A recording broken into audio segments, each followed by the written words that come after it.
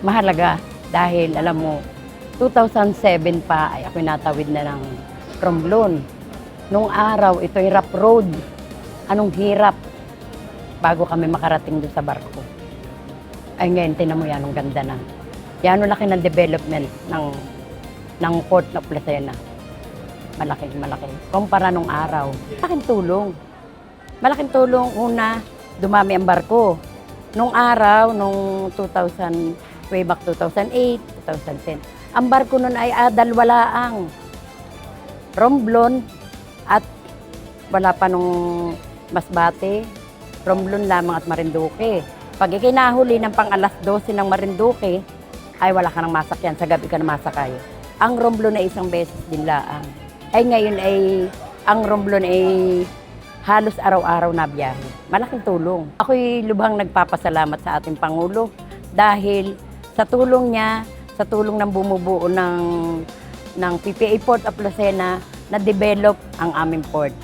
Talagang malaking bentahe para sa aming mga pasahero. Para sa akin po, magiging maayos po yung katayuan lalo na pag sa loob ng terminal. Maliwalas, malamig, kumbaga hindi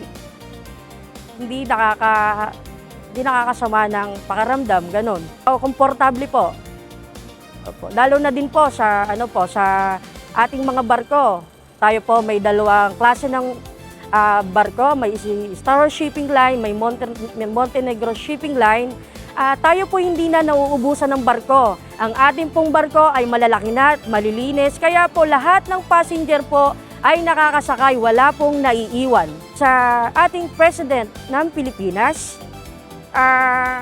siya po ay masipag,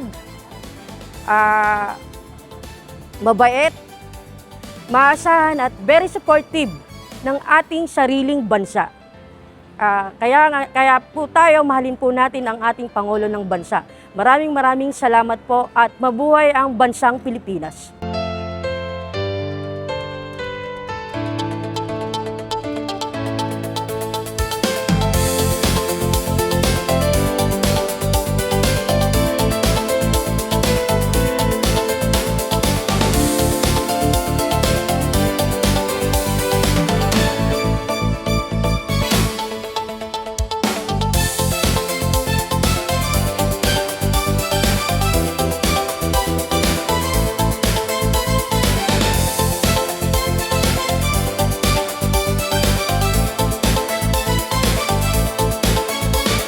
Nandito tayo ngayon to inspect the new terminal, passenger terminal ng Lucena Port. Hindi pa tapos but it should be ready by next month. Tapos marami pang mga development ang gagawin dito. But this was necessary to be done because the traffic going through Lucena, Lucena Port is approximately 500,000 travelers every year.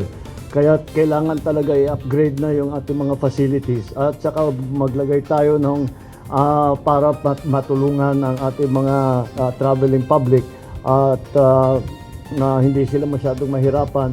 And this terminal can accommodate at any one time 900 travelers. So kayang-kaya yung traffic for now.